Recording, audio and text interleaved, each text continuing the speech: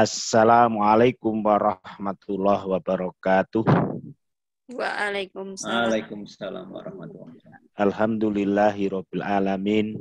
Wassalatu wassalamu ala asrofil anbiya'i wal mursalin nabiyina Muhammadin wa ala alihi wa sahbihi ajmain amma ba'd. Yang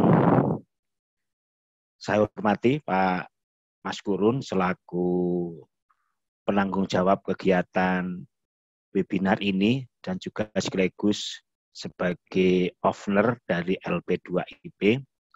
Yang saya hormati dan saya banggakan Bapak Ibu partisipan atau peserta webinar pada siang hari ini. Seperti yang disampaikan oleh Pak Mas Gurun, bahwasanya kami diminta untuk memberikan informasi kepada Bapak Ibu semuanya terkait dengan adanya kebijakan dari Kemendikbudristek dengan adanya kurikulum Merdeka pada episode Merdeka Belajar yang ke-15. Namun tentunya agar nanti dalam pelaksanaan kurang lebih 2 jam ke depan Bapak Ibu bisa mengenal baik, perlu kami sampaikan perkenalan ini Bapak dan Ibu. Nama saya Sugianto, kemudian kami dari Karangmojo Gunung Kidul, pengawas SMK di daerah Yogyakarta, status nikah 1 istri 3 anak, pekerjaan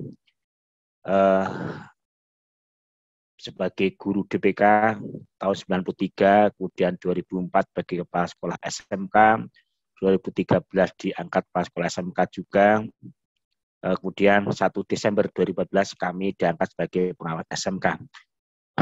Memang kami lama di sekolah swasta walaupun kami sebagai PNS. Nah, pada kesempatan ini atau mulai 2019 dan masuk ke 2021 yang kemarin yang lebih intens, kami ditetapkan oleh Direktorat SMK sebagai instruktur nasional untuk kurikulum SMKPK, sehingga kami sudah memberikan informasi tentang bagaimana kurikulum SMKPK kepada sekolah-sekolah yang ditunjuk oleh pemerintah pusat sebagai penyelenggara SMKPK. Nah, dengan lahirnya kurikulum yang baru, maka tentunya kami juga punya tanggung jawab untuk menyampaikan kepada siapa saja yang menghendaki untuk mengetahui apa sih sebenarnya kurikulum Merdeka, walaupun Mas Menteri sudah melakukan istilahnya webinar juga. Namun demikian tidak ada jeleknya pada siang hari ini kita sampaikan. Bapak dan Ibu yang saya hormati, kalau kita bicara kurikulum sebenarnya sudah hal yang biasa, ya sudah hal yang biasa kalau kita memang bicara kurikulum apapun yang namanya, apakah kurikulum 2013, apakah kurikulum SMKPK, apakah kurikulum Merdeka, itu saya kira konsep dasarnya sama.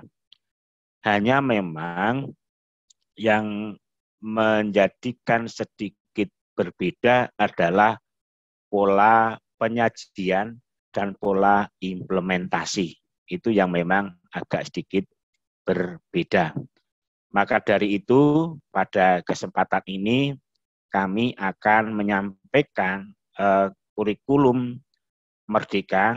Sebenarnya kurikulum itu diawali yang namanya apakah kurikulum prototipe, apakah itu kurikulum paradigma baru.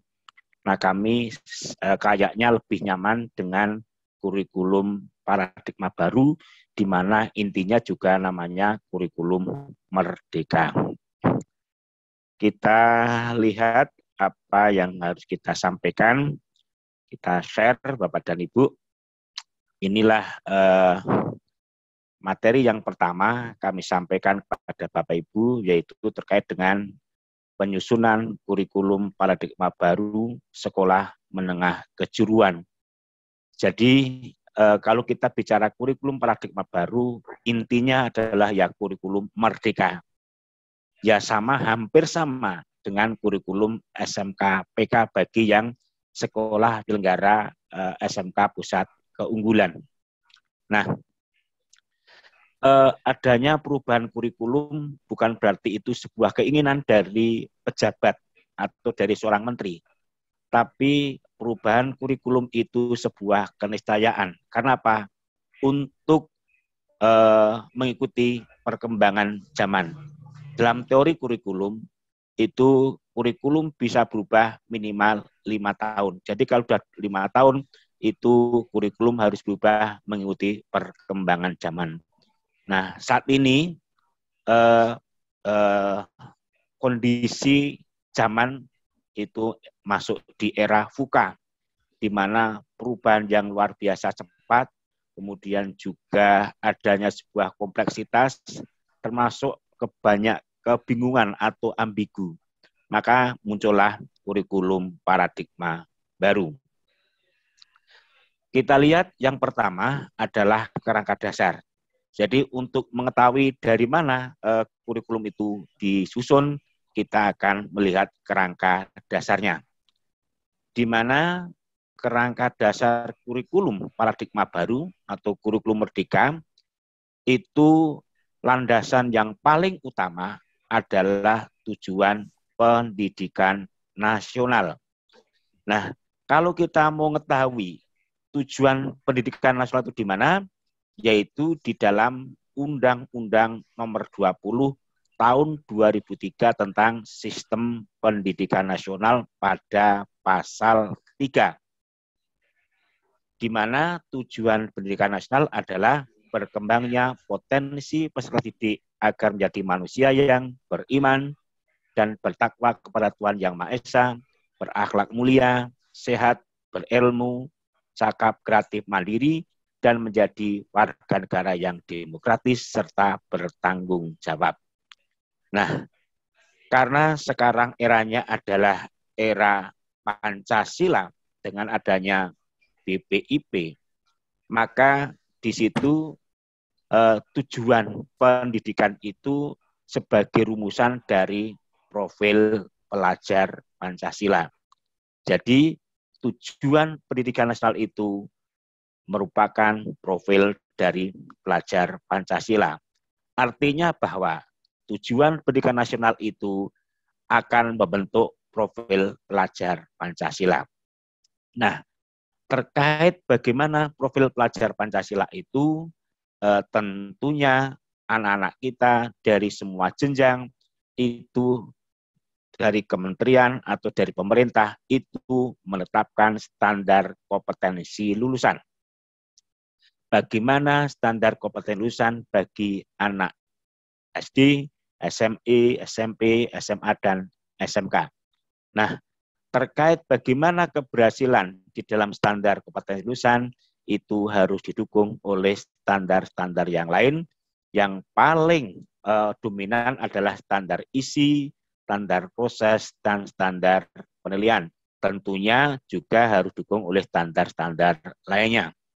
Nah, pada kesempatan ini pemerintah pusat itu mencoba memberikan sebuah kontribusi nyata terkait dengan adanya kurikulum baru. Maka pemerintah yang pertama menentukan struktur kurikulumnya.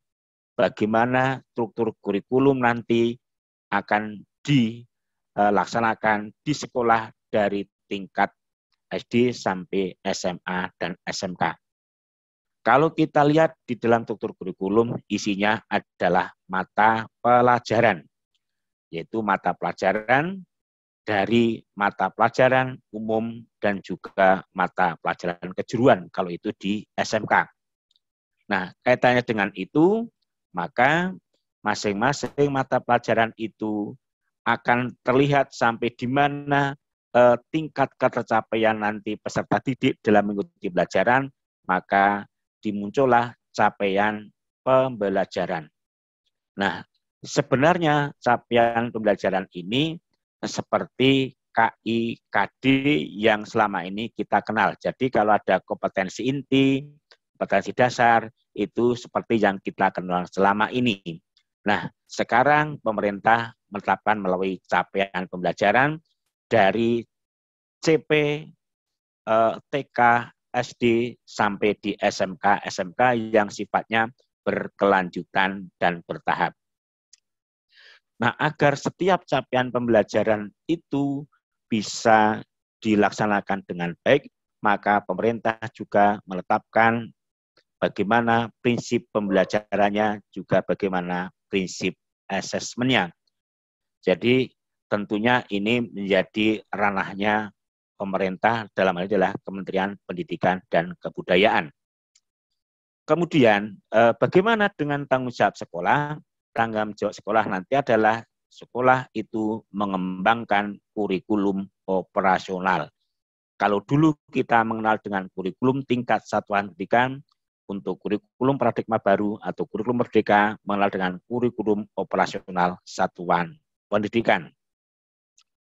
Kemudian kita kembali ke sini tadi yang sudah kita lihat, kita nggak perlu kita lihat lagi.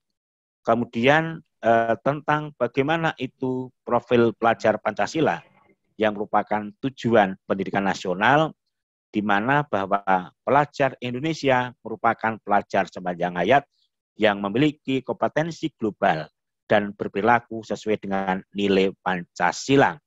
Tentunya ada 8 bagian, ya, 8 bagian yang memang itu menjadi ciri khas untuk profil pelajar Pancasila, mengembangkan dari tujuan pendidikan nasional, yaitu anak-anak kita harus beriman, bertakwa pada Tuhan Yang Maha Esa, dan berakhlak mulia, mandiri, bernalar kritis, kreatif, bergotong royong, dan berkebinekaan global. Artinya, saat Bapak Ibu melakukan kegiatan pembelajaran, harus memasukkan elemen-elemen dasar di dalam profil pelajarnya. Apakah membentuk anak mandiri, atau membentuk anak bernalar kritis, atau bentuk kreatif, dan sebagainya. Nah, dari profil pelajar Pancasila dengan adanya 6 elemen dasar, maka masing-masing 6 elemen dasar itu dikembangkan ada elemen-elemen berikutnya. Nanti silakan Bapak Ibu untuk bisa membaca secara mandiri. Sebagai contoh saja, dalam rangka kita untuk membentuk anak-anak yang kreatif, berarti bagaimana Bapak Ibu guru mendorong anak-anak untuk menghasilkan gagasan yang orisinil, menghasilkan karya yang tindakan yang orisinil, kemudian memiliki keluasan berpikir dalam mencari alternatif solusi permasalahannya. Ini adalah elemen-elemen yang ada di dalam profil pelajar Pancasila yang nanti harus kita masukkan di dalam proses belajar mengajar melalui apakah pembelajaran umum dan kejuruan maupun juga pembelajaran khusus namanya P5BK. Nah, kita akan bicara tentang kerangka kurikulum paradigma baru, khususnya di SMK. Mohon maaf, mungkin ada peserta yang di luar SMK sehingga mungkin agak asing dengan istilah-istilah yang ada di SMK. Bagi guru SMK saya kira sudah tidak ada masalah. Nah, terkait dengan bagaimana kerangka kurikulum di SMK paradigma baru, itu dimulai dengan spektrum keahlian. Kita harus memahami bahwa sesuai dengan regulasi yang baru, yaitu regulasi 464 atau Kemendikbud 464, spektrum program keahlian, atau juga ada di Kemendikbud yang terbaru juga di Kemendikbud nomor 52 tahun 2002, bahwa spektrum keahlian itu hanya terdiri dari 2 spektrum, yaitu bidang keahlian dan program keahlian. Kalau dulu kita mengenal konsentrasi keahlian, untuk ke depan kompetensi kalian yang diganti menjadi konsentrasi kalian dikembangkan oleh sekolah bersama mitra industri. Kemudian diturunkan menjadi struktur kurikulum. Selama ini kita mengenal di dalam kurikulum yang kita ikuti ada kelompok mata pelajaran kelompok nasional, kalau yang kemarin, kemudian kelompok kewilayahan, dan C kelompok kejuruan. Tapi untuk yang paradigma baru hanya terjadi kelompok umum A, kelompok B, kejuruan, dan juga di sini ada mapel yang baru sebagai penguatan dari A dan B dalam rangka menguatkan tujuan pendidikan nasional, yaitu dengan adanya mata pelajaran proyek penguatan profil pelajar Pancasila dan budaya kerja atau P5BK. Ini mapel baru, tetapi ini mapel bersifat proyek dan itu nanti menguatkan dari kelompok umum dan kejuruan. Seperti kami sampaikan tadi, bahasanya bagaimana mapel yang ada di dalam struktur kurikulum ditetapkan melalui capaian pembelajaran, juga bagaimana pembelajaran serta asesmennya. Pemerintah itu melakukan capaian pembelajaran dengan urean seperti berikut itu, ada identitas mapelnya, rasional, tujuan, karakteristik, capaian pembelajaran, dan referensi. Nah, ini agak berbeda sedikit dengan KIKD yang selama ini kita kenal. Mengapa kita menggunakan konsep capaian pembelajaran? Bagi guru-guru SMK kejuruan, ini saya kira kalau sudah pernah membaca SKKNI, Standar Kompetensi Kerja Nasional Indonesia, itu hampir sama. Kemudian, bagaimana kegiatan pembelajaran? Maka perlu sekolah atau satuan pendidikan itu membuat perangkat ajar. Perangkat ajar yang pertama apa itu? Yaitu kurikulum operasional satuan pendidikan atau KOSP. Itu menjadi tanggung jawab sekolah berada di masing-masing program keahlian. Yang kedua adalah buku ajar atau bahan ajar. Ini terkait dengan adanya alur tujuan pembelajaran atau yang kita kenal dengan ATP. Jadi CP nanti diturunkan menjadi TP, ATP atau bahan ajar. Kemudian bahan ajar nanti diturunkan menjadi modul ajar. Jadi bahan ajar atau ATP itu sama dengan silabus, kemudian modul ajar sama dengan RPP+. Termasuk juga adanya panduan P5BK. Jadi di kurikulum paradigma baru sudah tidak mengenal lagi KIKD, tidak mengenal lagi kaitannya dengan silabus, tidak mengenal lagi dengan RPP, tapi diganti dengan CP, ATP, dan modul ajar. Kemudian kita akan melihat tentang spektrum keahlian yang ada di SMK. Kemudian di spektrum program keahlian SMK di paradigma yang baru agak sedikit berbeda. Kalau yang lama, yang sekarang ini masih berlaku secara umum di sekolah-sekolah SMK, itu ada 9 bidang keahlian, 49 program keahlian, dan 146 kompetensi keahlian. Sedangkan untuk yang SMK pada kurikulum paradigma baru di pemerintah menetapkan 10 bidang keahlian dan 50 program keahlian. Untuk konsentrasi keahlian diserahkan sepenuhnya dari sekolah dan juga mitra industri. Inilah yang pertama tentang spektrum program bidang keahliannya teknologi konstruksi dan properti. Ada 5 program keahlian. Kemudian yang kedua, bidang keahlian teknologi manufaktur dan rekayasa, ada 10 program keahlian. Ada teknik mesin, otomotif, dan seterusnya sampai pada teknik tekstil. Yang ketiga, bidang keahlian energi dan pertambangan dari program keahlian teknik tenaga listrikan sampai pada teknik perminyakan. Kemudian teknologi informasi dari pengembangan perangkat lunak dan GIM, juga teknik jaringan komputer dan telekomunikasi. Kemudian bidang kesehatan dan pekerjaan sosial ada layanan kesehatan sampai pekerjaan sosial atau social care. Kemudian agribisnis dan agroteknologi, dari agribisnis tanaman, agri ternak sampai pada kehutanan program pilihannya. Kemaritiman ada TKPI, ada NKPI, ada TKN, ada NKN. Nah, kemudian bisnis manajemen tidak banyak berubah. Ada pemasaran, program keahlian manajemen perantaraan dan layanan bisnis, juga akuntansi dan keuangan lembaga. Sedangkan untuk di bidang wisata, ada usaha layanan pariwisata, ada perhotelan, ada kuliner, ada kecantikan, dan spa.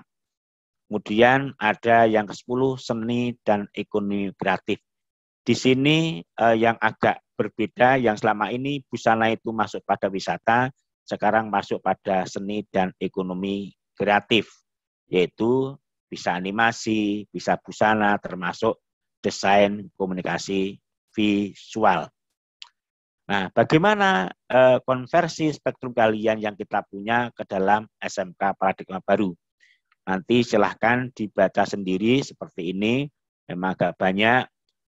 Saya tidak perlu menjelaskan, yang penting nanti Bapak Ibu bisa membaca sendiri.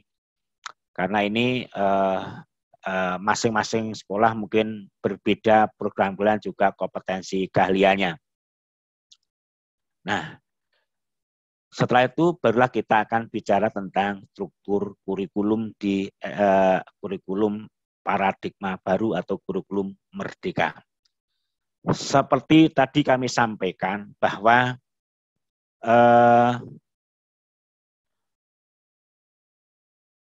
kurikulum SMK, khususnya paradigma baru, itu ada 2 kelompok, yaitu muatan umum dan muatan kejuruan. Untuk mapel umum itu adalah kelompok mapel yang membentuk siswa menjadi pribadi yang utuh, sesuai fase perkembangannya, kemudian juga membentuk norma-norma kehidupan sebagai makhluk yang berketuhanan yang Maha Esa, individu sosial, warga NKRI, dan dunia. Sedang untuk B, kelompok muatan kejuruan, itu mata pelajaran yang mendukung penguasaan keahlian kejuruan. Nah, untuk menguatkan A dan B ini, maka diperlukan mata pelajaran, boleh dikatakan mata pelajaran baru yang berupa proyek, namanya proyek penguatan profil pelajar Pancasila dan budaya kerja atau P5BK. Nah, kemudian kita akan melihat bagaimana sebenarnya struktur kurikulum kita yang sudah digembar-gemborkan oleh Pak Menteri. Ini macet. Oke, inilah kurikulum yang nanti akan dilaksanakan di dalam kurikulum merdeka. Ada kelompok umum, ada kelompok kejuruan, kemudian juga proyek penguatan profil pelajar Pancasila dan budaya kerja. Perlu diketahui bahwasanya di situ untuk mapel umum dari pendidikan agama dan budi pekerti sampai seni, ini tidak banyak berbeda dari sisi konsep, karena sebagai mata pelajaran umum, termasuk jumlah jamnya juga tidak banyak berbeda. Di situ ada angka 108 dalam kurung 3. Itu artinya apa? Bahwa dalam 1 tahun pendidikan agama itu membutuhkan waktu 108 jam atau ekuivalensi dengan 3 jam per minggu. Sehingga dalam 1 tahun pendidikan agama dan budi pekerti itu 270 jam total JP-nya. Termasuk juga PPKN, Bahasa Indonesia, jasmani, olahraga, kesehatan, sejarah, dan seni. Nah, tentunya Bapak Ibu itu mengapa itu kegiatan pembelajaran di umum itu hanya berhenti pada semester 1? Karena untuk semester 2 atau semester genap kelas 12 itu nanti kita lihat ke bawah digunakan untuk praktek kerja lapangan. Jadi konsep yang ditawarkan dari Kementerian Pendidikan dan Kebudayaan bahwasanya PKL itu dilaksanakan setelah semua kegiatan pembelajaran berakhir, di mana anak-anak nanti di semester 2 kelas 12 full hanya memikirkan praktek kerja lapangan di mitra industri dengan jumlah jam 792 atau 44 jam per minggu. Jadi 40 jam per minggu. Berarti bisa dihitung sendiri seharinya berapa jam. Kemudian, kalau kita bicara kejuruan, tadi adalah mata pelajaran yang mendukung muatan kejuruan. Maka untuk di kurikulum paradigma baru, matematika, bahasa Inggris itu menjadi mata pelajaran kejuruan. Artinya apa? Khususnya bahasa Inggris dan matematika nanti kelas 11 dan 12 itu menjadi mata pelajaran kejuruan di program keahlian masing-masing. Seandainya sekolah itu membuka program keahlian otomotif, berarti nanti akan bicara tentang matematika otomotif, akan bicara bahasa Inggris otomotif. Kalau di sekolah itu berkaitan dengan masalah kesehatan, berarti akan bicara dengan matematika kesehatan dan bahasa Inggris kesehatan, itu bagi kelas 11 dan 12. Sedangkan kelas 10 itu menggunakan seperti mapel umum, seperti layaknya nanti siswa-siswa anak di SMA. Kemudian untuk informatika, berarti ini seperti mapel SIMDIK yang dulu. Kemudian yang agak memang ini kemarin diskusi panjang, akhirnya memunculkan mapel PIPAS, Proyek Ilmu Pengetahuan Alam dan Sosial, di mana mapel ini untuk menyelamatkan. Jadi awalnya menyelamatkan apa? Guru IPA, guru IPS, guru fisika, kimia, biologi. Jadi dari 5 guru tadi nanti akan punya tanggung jawab untuk mengajar proyek ilmu pengetahuan alam dan sosial. Nah, tentunya tidak bicara itu fisika, kimia, biologi, tetapi bicara tentang bagaimana tentang ilmu pengetahuan alam secara kontekstual, ilmu pengetahuan sosial secara kontekstual. Kemudian yang kejuruan, perlu kami sampaikan, untuk kejuruan yang selama ini Bapak Ibu mengenal ada sekian mapel di kurikulum 2013. Tapi nanti ke depan, kejuruan itu di kelas 10 hanya ada 1 mapel, namanya dasar-dasar program keahlian. Misalnya dasar-dasar teknik otomotif, dasar-dasar kuliner, dasar-dasar tentang kesehatan. Nah, barulah nanti setelah kelas 11 dan 12 nanti dikembangkan pada konsentrasinya masing-masing. Sehingga nanti jamnya tentunya kalau kita melihat jam juga berbeda. Kalau dulu kita tidak salah di kurikulum 2013 itu untuk kejuruan kelas 10 itu mencapai 14 sampai 15 jam per minggu, sekarang hanya 6 jam. Lah, muat karena memang berbeda capaiannya. Kelas 11-12 itu rata-rata 26 jam, tapi di sini hanya 15 dan 17.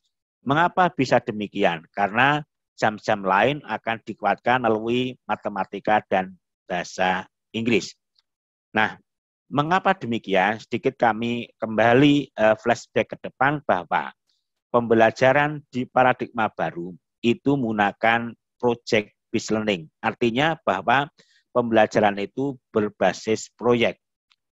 Artinya bahwa kegiatan-kegiatan kita itu, pembelajaran itu anak mengerjakan apa, tugasnya apa, didampingi oleh guru-guru yang memang di dalam CP-nya itu, elemen CP-nya saling terkait. Kan begitu. Sehingga juga nanti guru itu lebih pada saya khususnya di kejuruan itu berbagi dan bersinergi untuk mendampingi kejuruannya. Sehingga pada akhirnya nanti guru bahasa Inggris pun juga akan punya tugas bagaimana anak-anak nanti bisa mempresentasikan proses pembuatan produk sampai bagaimana itu produk itu terjual menggunakan bahasa Inggris dan seterusnya dan seterusnya. Dan juga masih ada kalau dulu mapel PKK itu mapel proyek kreatif dan kewirausahaan. Dulu adalah produk kreatif, sekarang lebih ke arahnya proyek. Kemudian PKL. Nah, siapa PKL nanti yang bertanggung jawab? Adalah semua guru. Di situ berbunyi 24 jam per minggu. Artinya bahwa dalam satu nanti maksimal hanya boleh sebagai pendamping PKL itu 44 guru. Jadi tidak boleh lebih dari itu.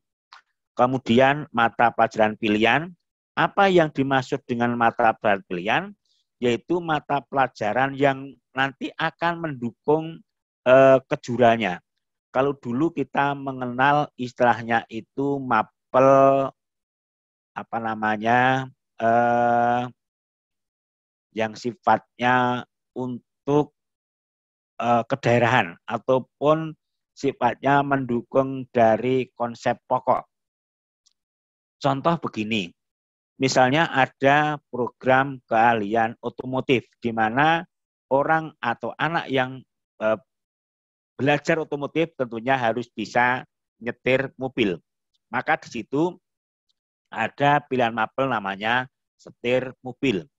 Kalau misalnya di akuntansi ada penambahan sebagai mata dan pilihan, misalnya dengan ada akuntansi syariah misalnya. Kalau misalnya di apa itu di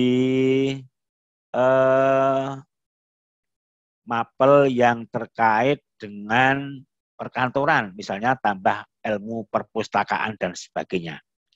Nah, atau misalnya dengan kuliner, dengan wisata, nanti perlu dengan bahasa asing misalnya pengembangan dengan bahasa Mandarin atau bahasa Arab atau bahasa-bahasa asing lainnya. Itu sebagai penguatan, sebagai mata pelajaran pilihan. Tentunya untuk pilihan ini tidak anak bebas memilih, tapi tetap diarahkan oleh sekolah sesuai dengan program keahlian yang dibuka.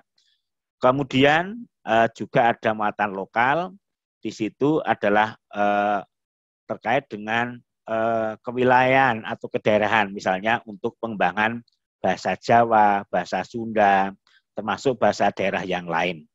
Kemudian A dan B nanti dikuatkan oleh mapel P5BK yang nanti tentunya harus bersinergi dengan guru-guru di mapel umum juga di mapel kejuruannya. Nah, tentunya untuk pelaksanaan ini secara bertahap, mungkin dimulai dari kelas 10 dulu, kemudian kelas 11-12 masih tetap kurikulum 2013 dan seterusnya.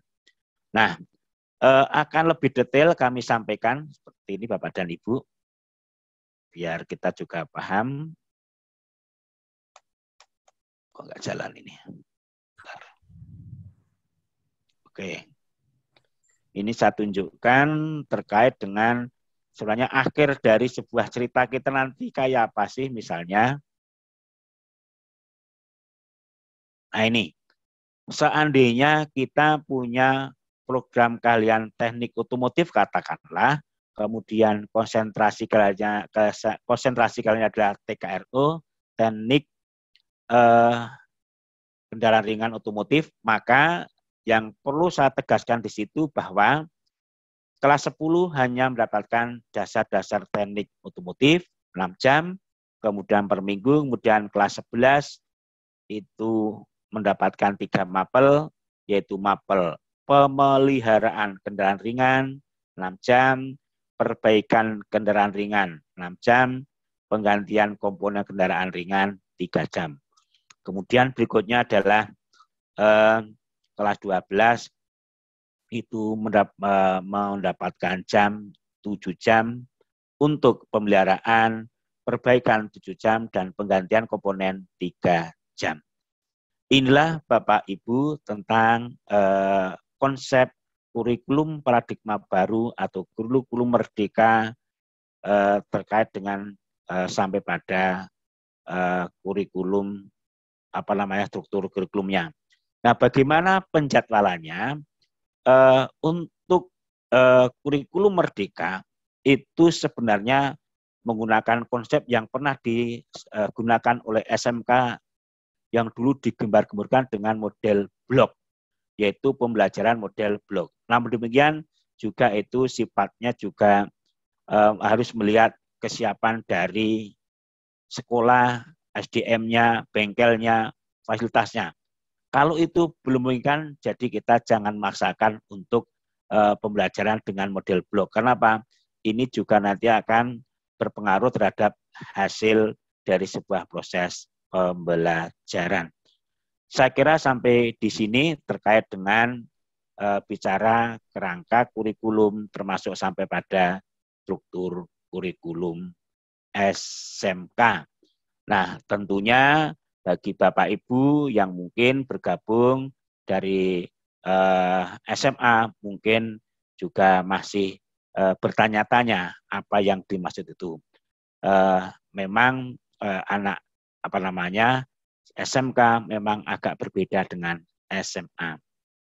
Baik, kita stop screen, pertanyaan nanti di belakang saja.